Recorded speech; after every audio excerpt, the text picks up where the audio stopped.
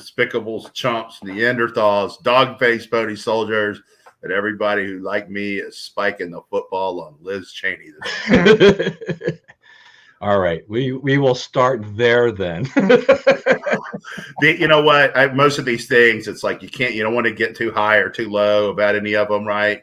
But that one, that's somebody who richly deserved what she got, and it was good to see that like the right thing happened and the justice was properly meted out there. And I don't expect her to be out of the spotlight for long. They were talking about her running for president last night, which I thought was kind of funny because you're in a R+50 district. That's one of the most Republican districts in the country, and you lose by 37 points to someone no one knew of a year ago. You could have gotten 15 people in Wyoming to tell you who Harriet Hagedorn is, right? But she's now a member of Congress, or she will be in January. And she talked about running for president. Who's going to vote for you? You can't. You're going to try to be a Democrat. You think Democrats are just going to give it to you? I don't know. I don't think she'll be out long. I think she will be. She's lived here in Northern Virginia her whole life, right? She's not really from Wyoming. Her parents lived there, have a place there, and she like achieves residency or whatever she has to do. But she went to McLean High School. She's a Northern Virginia girl. I wouldn't be surprised if we see her in 2 or 3 cycles running against Don Beyer in Virginia 8, or Jerry Connolly, maybe even in Virginia 11, as a Republican, or maybe as a Democrat, maybe primary. I'm going to, change parties, be what she is. I think she has this image that one day there'll be a restoration of the Bush-Cheney Republican Party. I think that's gone and dead forever, but hey, she's free to chase that. I will say one more thing. From what I've read about her, all we've been really told about Harriet Hagedorn is that she's not Liz Cheney, right? She's the choice. She's like the thing you can vote for. And, most of the people in the lines in Wyoming told the reporters, we're here to vote against Liz Cheney. So not a ringing endorsement of Harriet Hagedorn. However, what her history is she may be the best champion for property rights in Congress since Richard Pombo. So I'm excited about that. The West, you have to fight those property rights. The government, will take your property rights. They'll cut you off from your ponds and whatnot. And you have to be someone who's sensitive to that and understands those issues and how to fight them. Yeah, especially, when you have the BLM having such influence in the West. So right. You are constantly fighting with the BLM to keep your land and not letting the government. This is Bureau of Land Management. It's a different BLM than we're all Interior Department, which is run by absolute Marxists, right at this time. So it's important that somebody's out there from the West who understands the politics of this and how this works and is ready to help. Yeah, in that sense, it's probably a good thing for Wyoming to go with someone who's really someone there. Someone who's really lived there, who breathes the air there. It's not, it's not a family legacy kind of a thing where just a politician. So yeah, it'll be interesting to see. Yeah, Cheney. Yeah, she even talked about how she'd won before with 73% of the vote and things like that. What a stunning fall in that sense. If you go from 73 to 28 or thereabouts, that's huge. Yeah. But she did it to herself, right? She didn't have to go as far. At the end of the day, you're electing these people over which one you think has the best judgment. And she had some exceedingly bad judgment in the last 2 years. And so, yeah, you should pay with your job for that. Yeah. I think. I think she probably would have done better. I'm not sure she would have won. She would have done better if it was just the impeachment vote. I think right. I think it's the January. That would have been survivable. Yeah. Yeah. The January 6th committee and everything that she did there to lead the way was the death knell. Now she's a hero of the left. She's a hero of the media. They think that she's the greatest thing since sliced bread. She's got such principles and all of these type of things, right? It's just like unbelievable the way the media is looking at this. Right. And Remember, it was like before Joe Manchin caved on this Inflation Reduction Act, which I guess we will get to later. Yeah. Right. Remember, he was like, he's completely unprincipled because he stood up to the crowd, right? So he stood up to the gang, the mob or whatever. And then he folded into the mob, now he's principled. She's standing apart from the mob is principled. Him standing apart from the mob, no, because he opposed their goals. Yeah, and hypocrisy. I think it's interesting what you said there about this possibility that she might, in a few cycles down the road, might look at running, against some of these, more entrenched liberal Democrats. I think she'll stay as a Republican. She has her niche there. I mean, that in Northern Virginia, her kind of Republicanism, probably could do it. It's probably fine. She could be Connie Morella. She could be your part of the world, Right, exactly. Yeah, she could do that. So I think that is something doable, and she could kind of resurrect herself there. But she needs to kind of let that go for a couple of cycles, to let some of that bad blood and all the ill will in people, and let the memory fade from some people. And part of that will depend upon Donald Trump. Donald Trump, will he, where will he be in 2 cycles? Is he going to be, will he be running for president again? Will he be as influential as he is today? Those types of things will factor into that. But yeah, her so-called principled stand against Trump. I think there was a quote. I think there was something that Adam Kinzinger said on the Alex Wagner show, is that she's going to kind of pursue Trump to the gates of hell or something like that. Right. He's not going to give up, right? That's not justice, right? You're not bringing him to justice. You're grinding your heel. You're seeking revenge because, that's really what this is, Trump excised the threat to the Republican Party of Cheney, Bush, right? I think the thing that really infuriated the Cheneys was the way he dealt with Jeb. Right. He just completely dismissed Jeb, and it worked. Jeb was ushered off the stage. But, this was all about getting back at him. The principle she stood for was revenge. Yeah, it's all about revenge. It's all about vengeance, So that type of thing only goes so far. And, the record, at least for those that voted for impeachment, that really took this stand, is very clear. 2 survived. Everybody else either defeated or retired, because they, the ones that retired didn't see a path. Right. That's right. And Palladio, we didn't really put a good candidate against him, or he would have lost too. His percentage went way down. So we almost got 9 out of 10. Yeah. So that's, that was an interesting thing there. And we'll wait and see what Liz Cheney does next. But as you said, this talk that's bubbling up about a presidential run in 2024, I'm thinking like, oh, please. I don't think, the thing about it is there's this imagined, like, a bulwark, Charlie Sykes, Bill Kristol phalanx of people that if we'd only put the right candidate in front of them, they'd get a zillion votes. I don't see it.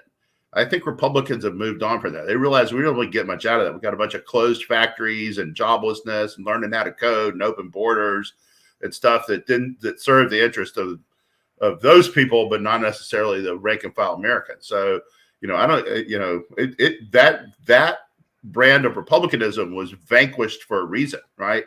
And it's not coming back. You'll see, I guess your boy is going to try himself to get, Hogan is going to try to tap into that, but, it's not there. Right. No, look, this is a free country. We see it both on the Republican side and Democrat side. Go ahead and run. There's nothing that prevents you from running out there, see what happens. I could be wrong, Right. It happens every once in a while. But there's plenty, there is a long list, a particularly long list in the last 10 years or thereabouts of people who have run for office, who run for the presidency, thinking that they actually, in their mind, people convinced them that they have a shot, and they went out and they did that. and they failed miserably. And they're, we have, John Delaney from Maryland. I mean, it's just like, and in what universe did anybody realistically, think that this was going to be a chance? Once again, Larry Hogan, I go against a lot of my very conservative friends, and I said, look, he did a pretty good job here in Maryland, considering the landscape. If you're in Maryland, you have to be the Hogan type of Republican. Otherwise, you can't win statewide. Otherwise, well, we'll see, right? I mean, I don't know what Cox's chances are. I think he's blessed with, he's not going to get a terrific opponent, right? He's not going to get a, can't beat him opponent. So they may have a chance. We'll see what, if Maryland, how far toward Trump Maryland could be convinced to rock. I don't know, probably not far, but it's we'll see. Yeah, my general opinion about the Maryland gubernatorial race is just that you're right. Wes Moore, I mean, this is not the invincible Democrat candidate, so which is good for the Republicans. On the other hand, I'm still waiting to see what it is that Cox's message is that will resonate with the Democrats. It's kind of the crossover. Hogan did it. In 2014, Hogan hit very hard on O'Malley and the Democrats and 43 various tax increases.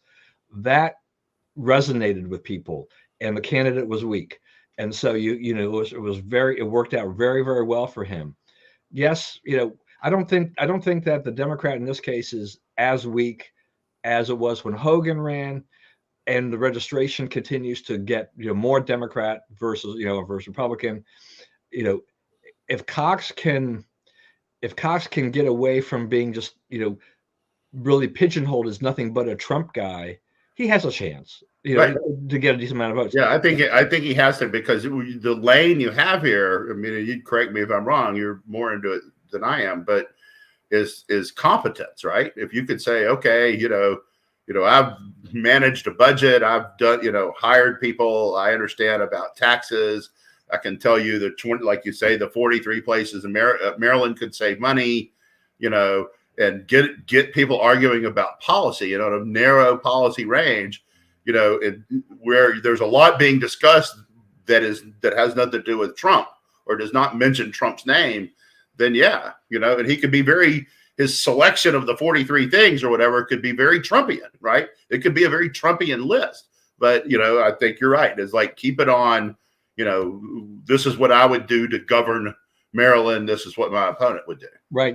Right. In the end, it has to come down to what will he do for Marylanders? Right. Can he, and here's the tricky part for them too, is just that in large part, for him to win re-election, he almost kind of needs to kind of stay on the Hogan type of themes, the things that have got Hogan elected twice. So is it Hogan 2.0 kinda with maybe a little more conservative, bent in there? If he kind of does that, he may have a chance to get a decent number of votes. Could he win? Who knows? I mean, the elections are very strange sometimes, and even with that, Hogan already proved in 2 elections that despite a heavy Democrat registration, you can do it. So yes, is there a lane? There is absolutely a lane, but it is, it's very narrow, and he's got to figure out how to broaden this whole agenda and really reach across a little bit, which may be an anathema to some of my diehard conservative friends. But this is where I always have a problem with Republican/conservative friends of mine in various parts when they're in particularly blue states. It's just like, do you want the Republican or you want the Democrat? The Republican, maybe he's not the best Republican, but it's a Republican, and they can help slow things down. And especially if you've got a Democrat legislature like Maryland has, which they can pretty much do anything they want. At least the governor can try to slow this down and gum up the works a little bit. Yeah, that's the thing I was going to say is, we were talking about Liz Cheney. If she moves into my district in Northern Virginia and runs against that Democrat, I'd probably vote for her.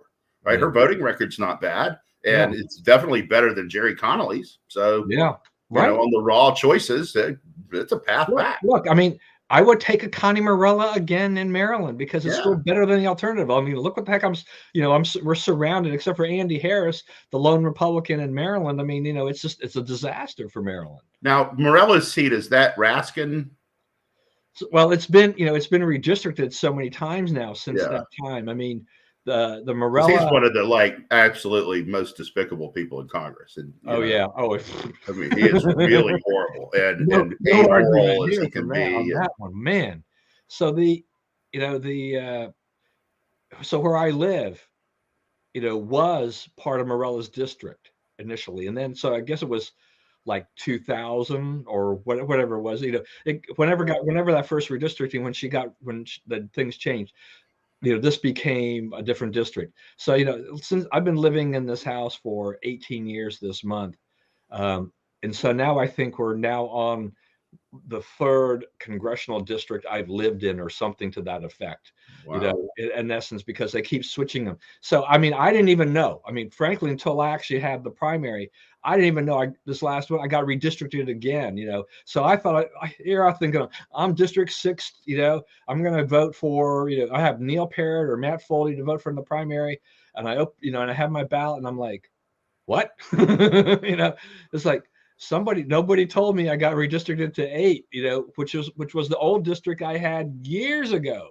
I haven't been in District 8 since I lived in my old house. So it's just that's the kind of thing that happens. So yeah, so now it would be Raskin. I'm thinking like, I would just as soon be represented by David Trone then. Might as well. I mean, but then again, yeah, I mean, Trone is better than Raskin. Trone is better than Raskin. And Trone, I mean, District 6 will be interesting because Trone's beatable, and the district is, I think it's maybe D+1 or 2, for 6 or something like that. So it's pretty slim. So it's, he has a race on his hands potentially there, and all of that. So we'll wait and see what happens. Alaska. Now, I guess these were really kind of the last of the big primaries that we were really expecting, right? I mean, things are, good races. So Alaska changed all their rules, right? So they have this ranked choice voting and all these kinds of things. And so the top, 4 advance, right. But Murkowski and Shabaka, I mean, boy, they were neck and neck, I mean, they're advancing, but that was very, very close. Last place, right, among the 4, right? She was last. Murkowski was almost out of it, right? She almost didn't make the top 4, right? No, I thought it was Murkowski, Shabaka, and then 2 others. Because I thought it was Palin was ahead of her. Palin's in the House race. Oh, that's right. Okay, that's right. Palin's in the House race. Palin was, she was not. So yeah, she had to. So that'll be an interesting thing too. Is that is this Sarah Palin's political comeback? Do Alaskans want Sarah Palin? I mean, Mark Begich is in the race. He did it. I mean, that'll be interesting. I'm not going to be too excited about that race one way or the other, but Murkowski, I mean, I think she's in legitimate trouble, in Alaska. Yeah. And this would be a Trump win if Shabaka wins and beats her in the general election. But this ranked choice voting thing always makes it a little confusing, because if you vote, and if they keep reordering the votes based on who people voted for until somebody gets 50, and then they're the winner. So it's I'm not a big fan of that. I think it complicates matters, but liberals love it. Yeah. And I think it's right for a court challenge too. It's not one man, one vote. Yeah, that's true. I mean, I don't. I think I'm not a lawyer, but I think that you could try your luck on that one. Yeah, I think you're probably right about that. All right, so you briefly mentioned it. You know that we were going to get to it, the Inflation Reduction Act. So I will say, when they first were discussing, the bill and everything of this, and was showing up in the news, I'm like, what the heck is that? Right? Yeah. I did not know what they were doing. It's like, oh, okay. So this is the new slim down Build Back Better, and they're trying to capitalize on the fact that there's rampant inflation, and they want to convince America that spending money, more of our taxpayer dollars, will reduce inflation. This is good. Yeah. There's no chance. I mean, the CBO says, little or no effect on inflation. Bernie Sanders hit him on it. Like you say, you're going to spend a lot more government money that we don't have. So you have to print it So to me, I don't know how it's not inflationary, especially when you add in that it puts more restrictions on energy exploration, which will drive up energy costs. And the healthcare stuff is horrible. They want to put the government into negotiating drug prices. That will make the price of drugs go up, especially the drugs people actually use these days. So the people don't understand this, but Part D is a third cheaper than it was projected to be, because they didn't let the government do this, right? A non-interference clause. And, they abandoned that because it sounds good. And like the average guy's like, of course, let government get in there and, but they don't, and you end up with these fail first things where the drugs that they negotiate on, they don't negotiate. It's like, there's only like 9 drugs, right? And so they get in and negotiate on those 9 drugs. And then so that's what they have a big pile of. So if you need the non-generic, right, you need the more modern drug to treat your blood pressure or whatever, right, then first of all, you have to fail. You have to do the other one and fail. And then they'll say, okay, it's not working. We can move him to something else, right? But why do you want to put people through that, right? And you're not, when you don't save money, right, and you drive down the price of stuff, and so there's less R&D in the budget, and everybody's like, oh, we should pay for their R&D, and that's a bunch of crap. It's like, that's how we get drugs. That's why we in the United States have access to the best medicine, in the world, right? That's why it's like that. It's like we talked about this last year. So the spina bifida, right? Now it's not a drug. It's a surgery that they do, right? But like, in Europe, in all of Europe, they've performed like 6 or 7 of these things where they take the essentially born the baby, cure the spina bifida, to put the baby back in to finish gestating, right? I mean, that's oversimplified, but that's kind of what they do. So, they do they've done like 5 or 6 in Europe. There's somebody in South Africa who can do this, and he's done like 10 or 12. Children's Hospital of Philadelphia has done 400, right? So it's, when you get spina bifida in this country, I mean, we now have a thing that kind of works, right? But in the rest of it's very little of the rest of the world has access to this at all. All of Asia, no access to this. So, where does the money to like look into stuff like that come from? It comes from what we pay for drugs. So, I mean, you can cut it, but you're, down the road somewhere, you're going to pay for, Joe Biden's political expedience. Yeah, this always, to me, seems to always be left out of the equation when they're talking about drug prices, is that because it's not because it doesn't fit the narrative, which is all the R&D and the tremendous amount of money these companies spend on R&D. I don't know what the figures are, but very few drugs that are actually researched, and where money is spent on all these things actually makes it to the shelf, right? Makes it to market, right? So there is a tremendous amount of money being invested to develop drugs. A lot of them fail. Most of them fail. So who's paying for that? The drug companies are paying for that. And overall, in your cost of business, if you're going to be able to survive and to be able to make a profit, you got to be able to charge a reasonable amount of money. Do drugs cost a lot of money, especially when they first come out? Sometimes they can cost an enormous amount of money. It costs about $500 million to bring one to market, too. Yeah, I mean, is that unfair to charge $1,000 a dose if for something, if they're trying to make their money back on that, because there's a certain period of time when they have their patent protection, et cetera, and all this. But but the left always says these guys are nothing but profiteers and stuff like that, and they don't talk about the tremendous cost of all this. Right. And government regulation. They have to go through lots of hoops to get it approved by the FDA. So right. So there's a lot of costs involved in this that are really completely ignored. And what's going to happen to the drugs that the government, starts to negotiate the price on? This is bad. I mean, this is bad for everybody, because both you and I know, Bob out there knows, anybody else watching us, is that, every time the government gets involved in this stuff, they want to set prices and regulate prices. It's not good for us, the end user in the end. I mean, we still have people out there who are complaining about airline deregulation. How many decades has it been since airline deregulation, right?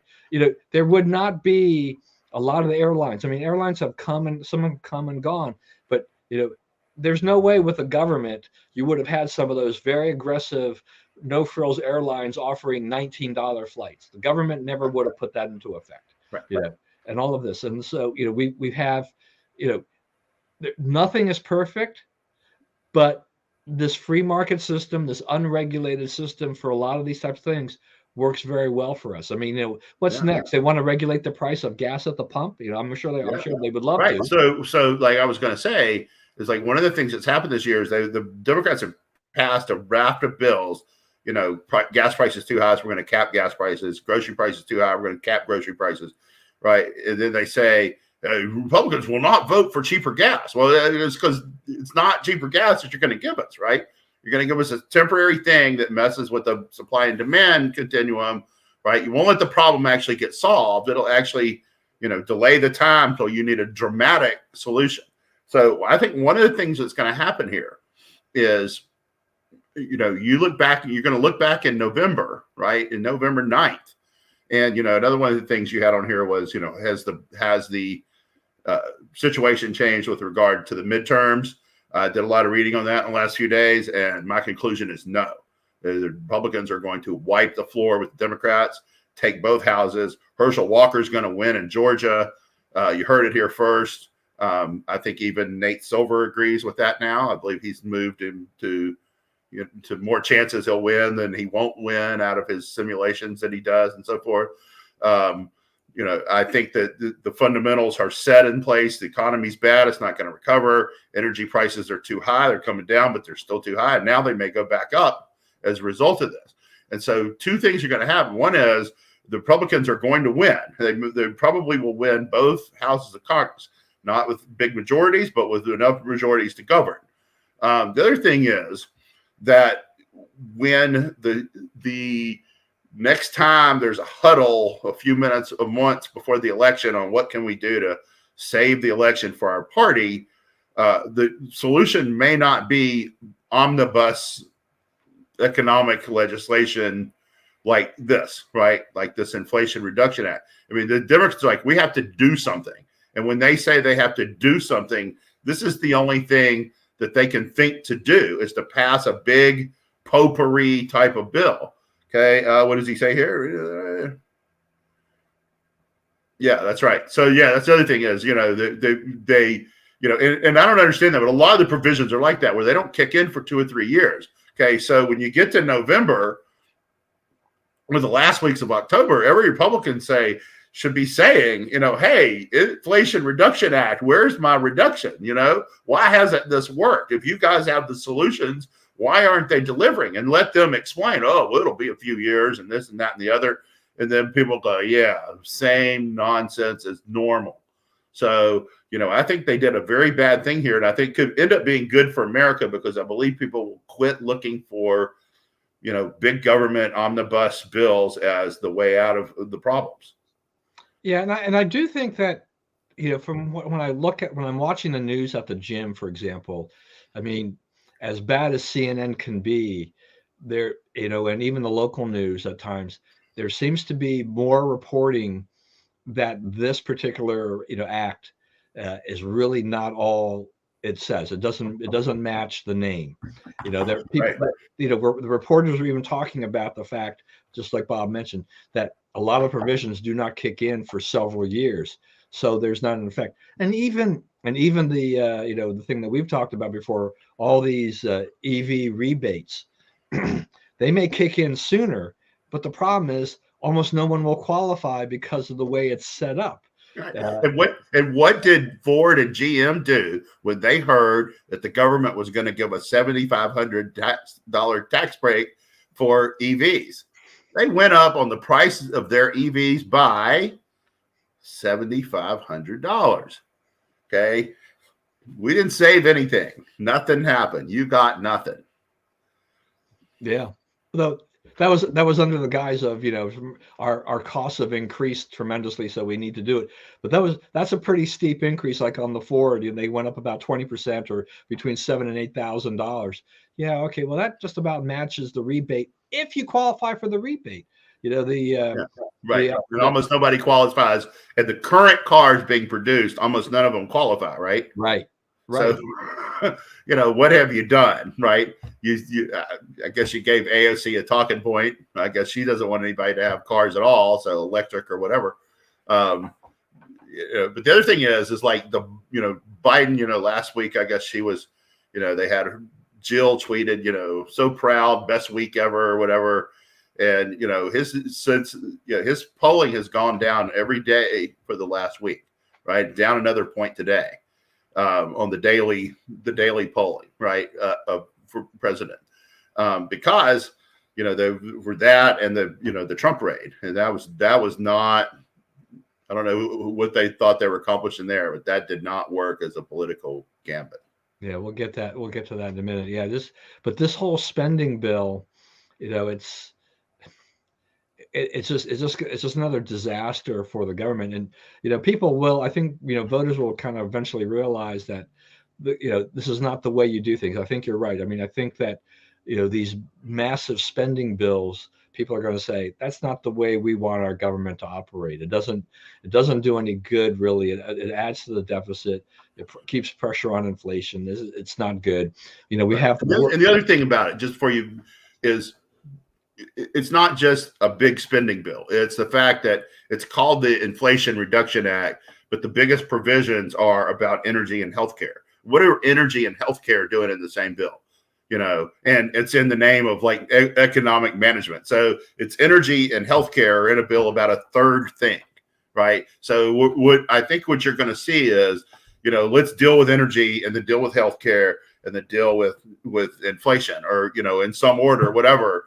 But the idea that you can just make a 755-page bill and it neatly addresses all those problems, I think the Democrats are about to find out that they didn't get a lot out of that, right? The Biden bump is gone already, and it looks like he's heading down to the polling levels he was at before any of this happened.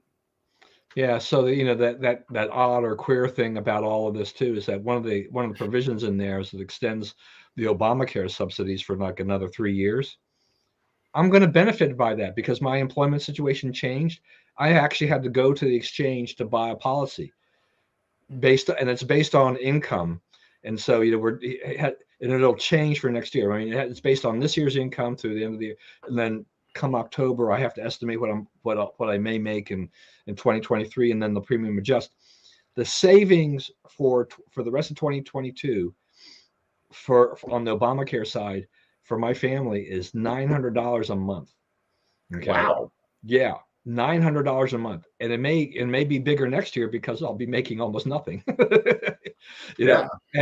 As a result. And so it's like, okay, so I'm in that weird situation where just like, I really hate this because this is you're paying for this, I'm paying for, every taxpayer is paying for this, and it's just huge. I mean, it's just ridiculously huge. Right. I mean, the thing here is that you qualify for this, even if you're making more than 400% of the poverty rate, right? Right. So you can make $100,000 and still save and still get a cheap policy. And it's like, how many people really need a cheap policy if they're making $100K? They need this kind of subsidy. I don't. Why is government micromanaging all this? Right. Why are they the ones deciding this? Yeah. No. I mean, that's just so Yeah, I mean, it's going to save me a ton. It takes a load off my mind for my budget going forward until, I hit Social Security or whatever. But, geez, I want to throw something out too that I heard, which I thought was interesting on this inflation front. So, none of us like this inflation because we see it at the grocery store, we've seen it at the gas, but we've seen it pretty much everywhere we go. We've seen prices just skyrocket, but. So my one of the investment shows run by a podcast, really done by a couple of people I know, when they look at Social Security, the inflation effect on Social Security actually is changing their thinking with clients, and that's a case by case basis because every situation is different. But for years, these guys have advocated, if you can, don't collect your Social Security until you're 70, because between your eligible age and age 70, the government will basically pay you 8%, increase your check 8% more a year until you collect. So that can be a significant amount of money, right? Right. However, what they're now saying is that if inflation keeps up at this rate for a period of time, he says they've already found with some of their clients that they can actually take their Social Security at age 68, a couple of years early, because inflation has bumped up the check enough that when you even if you calculate reduced inflation in the future, they're still equal as good, if not better off, and they can collect earlier. So you people on the dole 2 years earlier, basically. Right. And I mean, look, and so that's good for them. So it's another one of these things about the inflation effect, and once again, that's going to affect all. Any prediction about the Social Security Trust Fund, has to be completely revamped now because inflation has been so high. We'll see what the check is, what the increase will be in October for starting in January, but it'll be fairly significant. It's probably going to be in that 5 to 7, 5 to 6, 5 to 7% range. Yeah. Not enough to keep up with inflation necessarily for people, because it's always behind. But for me, as I inch closer, or even you, we're going to see our minimum benefits. There'll be a new floor being set for that. That's right. If we actually, I don't know. Achieve that. Yeah, that's always the big question mark. Hang on. Hang on forever and everything like that. I did want to ask, get your opinion about all the student loan forgiveness stuff, because it just seems like every time I turn around, there's a lot of pressure on Biden to forgive, student loans. And they've forgiven $32 billion. They forgave another, $4 billion for like ITT. I guess I'm not as against some of these technical schools, because I felt that there was some kind of sketchy things going on with their loans, but the total forgiveness I have a problem with. I don't like the student loan program to begin with anyway. So that's no problem. But you got Elizabeth Warren beating down on Joe Biden. I kind of question how long Joe is going to hold out before it has an even more massive student loan forgiveness program coming. Well, okay, so now they have this thing where if you're a public employee, you get this now, a teacher, cop, nurse, right? All those things. You're doing it for a public thing. You can apply to have your payments reduced or eliminated if you've paid for 10 years. If you made all your payment, or you're even with them, you're up to date through your first 10 years of your repayment, then you can make a deal with them if you're being a first responder. Okay, I guess Congress authorized that. I wouldn't have, but they did. Okay. But there's also I don't know about this, ITT, technical, and all these things. I'm not sure that, for one thing, the student body in those schools, right, they're not likely to be that successful professionally anyway, right? That's how you end up there. And I don't know that making them whole to that degree is appropriate. And I don't know that you can, prove that they've been wrong to that degree. So it's an easy way to kind of get your toe in the water and, camel's nose under the net and so forth under the thing. But the problem is, it comes up at the end of this month, 2 weeks from today, the moratorium runs out again, and they have to decide if they're going to extend it or end it. And given the budget situation, it's going to be tough to just indefinitely extend it. And if you end it, month and a half, 2 months before the election, it'll be interesting to see what happens. I think that, you could get some Republicans to say, hey, you did something responsible there, but that's not the problem. They're under pressure again, and I'm not sure they have an answer. And, another thing to just throw at this is we're talking about August and things that happen in August. I believe that last week Biden was in South Carolina for several days on a vacation. Yeah. He came back, he signed that bill. Then what he did? He went on vacation again. So it's like he's now traveling for pleasure as president far more than Trump did, way more than Trump did. Trump went on Saturday afternoons. He went out to Sterling and played golf, right? Then he went back to the White House and gave everybody the weekend off, right? Biden goes to Delaware or goes to South Carolina. Those people always abuse that stuff. Have you ever noticed that? Democrats always abuse the traveling around thing. They have no concern for the people that take care of them. They just drag them around. Yeah, you would. I mean, if people are hurting and you've got this inflation thing and you really haven't done anything, to fight any of this, though you're trying to take credit for the falling gas prices because, they did such a good job in bringing them down. Right. Got $2 to go, Joe. Just two. Yeah. It was been, and it's so uneven too. I mean, depending upon where you live, the prices are very different. I mean, as I mean, I came back from Evansville.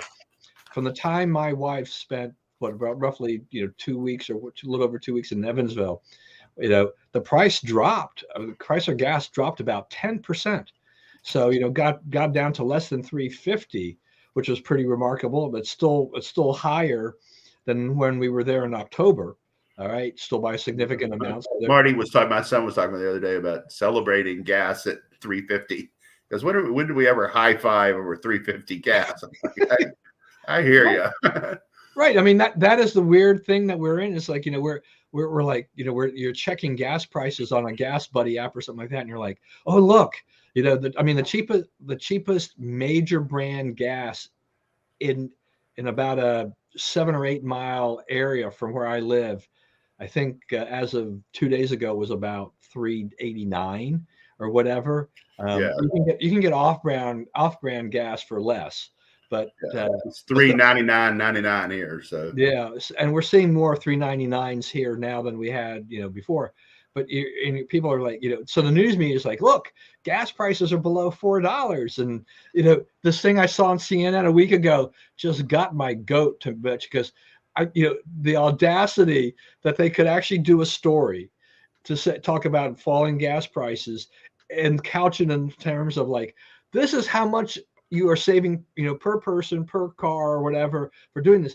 And they go, and if you have 2 cars, you're saving this much money. And I'm like, but it costs so much more than it did a year ago. It's like, where's the savings? Just go back to Trump's policies, right? Just restore them, right? He wasn't right about everything, but he was right about energy policy. Unbelievable. Just a quick take for you though, because you're a big sports guy. NBA day off, no games scheduled in the daytime on election day. It's not a big day in the NBA schedule. They make a little gesture, okay. Very symbolic, right? Yeah. I don't know how many more people will get to vote because the NBA doesn't. But okay, whatever. We'll have LeBron James out there helping people out there handing out literature or something, right? I mean, their thing is the reason they gave for doing it is they wanted to be more civically involved and whatnot. And it's like, that's pretty harmless. So what, whether there's a game, but an NBA game, right? NBA, the regular season runs from October to April, right? And then the playoffs run until the end of June. Okay, and you're telling me that November 8th there won't be a game. Well, okay, I can work through that. Yeah, you know what I mean. I'll be all right. It's pretty unbelievable. All right, so let's we'll kind of wind down here as we get down here with this FBI raid. We talked a little bit about last week. We've got a little more information now than we did a week ago, but there's still a lot of things we don't know. Right. I mean, what's your take here now? Well, you can't charge Trump with the Espionage Act, right? He says everything he has was declassified. He says it's de facto declassified by him taking them. Like when I take them, then they're no longer secret, right? Because I took them, right? How can they be secret if I have them? So I don't know about that, but I don't know that the law says otherwise. The Presidential Records Act. So it's funny, like you want to have fun on the internet. Like when people say they're going to put Trump in jail, say for what? What are the charges, right? Because no one can express a charge that makes any sense that would carry any weight in a court of law. So, I don't think you're going to get that he was, selling secrets. I don't think you're going to get that the enemy saw anything. I think, it's all nakedly political. I think it's about, one of three things, or maybe multiple of three things. One of them is the Mueller probe files that he has, right? The things on, the Crossfire Hurricane and all that stuff, right? Spygate, I guess they call it. Hillary wants stuff out of there, right? That could look bad for her if they run again. That's what they're worried about. Or that they're trying to find, it's a fishing expedition, and they're trying to find something that they can stick something and make him ineligible to run in 2024. I don't think they got any of that. I think that the reason they're fighting the affidavit being released is because that it will show that they didn't really have a specific set of stuff they were looking for, that it was just kind of a, rummage through, see what you can get. Obama took all his records and promised 30 million pieces of paper, right? Promised to digitize them and send them all back. He hasn't digitized the first page. So, we're not kicking down Obama's door. We shouldn't have been kicking down Trump's door, right? It was just, absolutely. And they said, well, we tried to get it back from Trump. Well, why didn't you try to get it back from Obama, right? Are you just letting that go? And if so, why? Is he different? Does he get privileges Obama doesn't? So, I think they made a big mistake here because, as I say, it's, it ruined Biden's bounce from signing his big bill. And, it made Garland look extremely bad. And it made the whole, so when the day, 2 days after this happened, Trump's lead over DeSantis in polling for the Republican nomination increased by 19%. So the Republican Party said, he's our guy. Right? If you're gonna treat him like this, we're rallying around him. We're gonna make it be him. So they've unleashed, like as Schumer said, they've unleashed the whirlwind. They're in a lot of trouble now. This was a mistake on or bigger than January 6th. Yeah, I mean, this whole, when I first saw mention of the Espionage Act, I'm like, you've got to be kidding me. I mean, this is grasping at straws. I mean, you're talking about the former president of the United States. I mean, he's been out of office for a while. I mean, you're gonna say that he was gonna have do some espionage against the United States.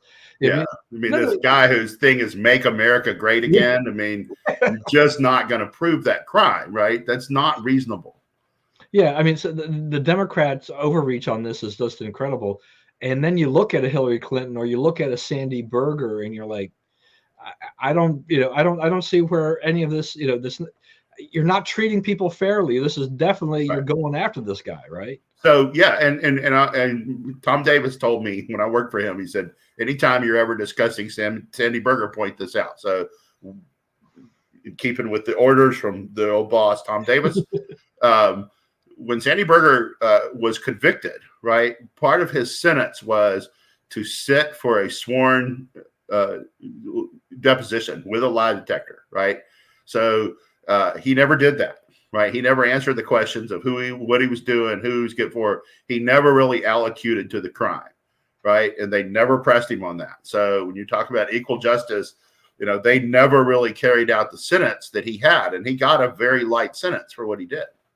Yeah. No, I mean, they're just like, at first, when they first caught him with that whole thing, and he had these documents in his pants or whatever. Yeah, in his pants, and he would hide them under a construction trailer, and then go back later and pull them out from under the trailer. Yeah, it was pretty brazen by this guy. That's unbelievable. We talked about monkeypox and things a little bit last week, so it's back here only because they want to change. They're planning on changing the name because I guess they don't want to offend anybody. Kind of racist, stereotypical kind of thing. Like this is like, when I hear monkeypox, I thought it was I just kind of laughed at the whole name to begin with. But boy, where is this world going to when this whole thing is like, really? Are people? The monkeys are offended. Yeah, I know. They wrote a letter. We can't offend the monkeys, so we've got to change the name. That's kind of the first line of thinking here. It says, you know, they're coming up with some kind of very, you know, strange name. I mean, just I guess they're going to call it by strain or variant or whatever, but you know, completely unnecessary to do so. But this is the world we live in, where you know, it's hard to say anything today and to call anything, to label anything, because somebody will say, oh no, you're being a racist and you're being homophobic or whatever it is. Unbelievable. You know, meanwhile, in Paris, the first example, the first instance of humans passing monkeypox to a dog has occurred. A dog is sick with it. It's sick in its booty hole. Its owners were non-monogamous gay couple. So somebody came home and gave monkeypox to the dog, right? But let's don't offend anybody. But that's what happened. That's apparently what happened. Talking about screwing the pooch here. Okay, yeah. Actually, it's near the end of the show. Okay. All right. I had to there say it went. It's over now. I had to go there. If Spencer's watching, I may get a phone call from him later on today. I don't know. This one I thought was kind of funny though. Starbucks has filed a complaint about the NLRB and what they've done on their union, you know, unionization vote and things like that. And the NLRB actually gave information to the Starbucks employees that they shouldn't have. Like they interfered with us. They, you know, kind of bent over backwards, I guess, in essence, to try to move this thing into the union camp. Force unionization. Yeah, I think that they kind of went.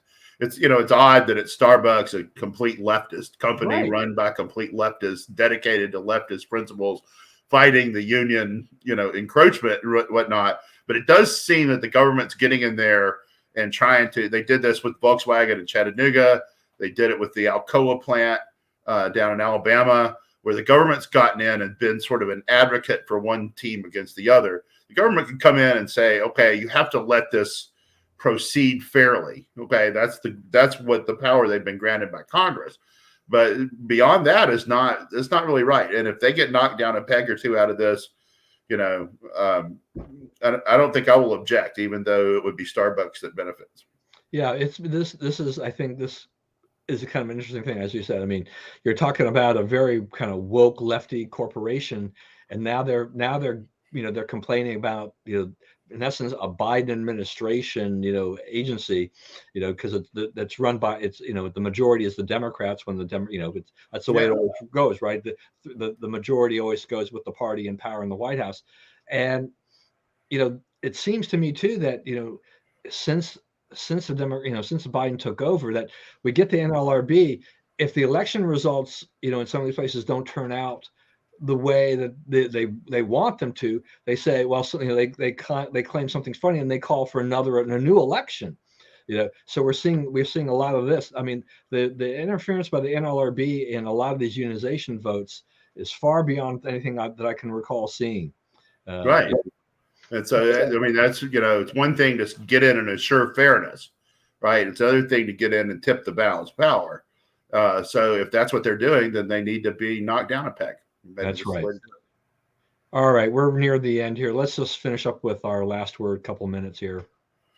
Okay, there's a couple of things I wanted to get to here. One is, so someone did supply me with this information. The sentence that Brittany Griner got, she got 9.5 years in Russia, is it's the upper end of average, but it's average for that offense, right? They're very hard on even possession levels of illegal drugs there. And so, you know, she was sentenced more or less within the mainstream of what people get sentenced for similarly situated defendants.